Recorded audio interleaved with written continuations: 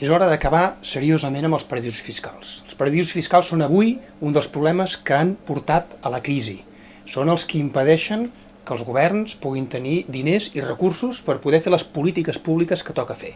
Són els que amaguen a la criminalitat financera que ens ha conduït a la situació en la qual ens trobem. Europa no pot callar i no pot amagar-se darrere d'aquesta situació i cal combatre-ho amb fermesa, no només per aquells que hi ha a dins de la Unió Europea, estic parlant de Liechtenstein, estic parlant de Luxemburg, d'Andorra, de Mònaco, sinó també cap en fora. És hora que hi hagi una directiva europea que garanteixi l'intercanvi d'informació per fer aflorar tot aquest diner negre i és hora de dir prou aquesta evasió de capitals i aquesta evasió fiscal.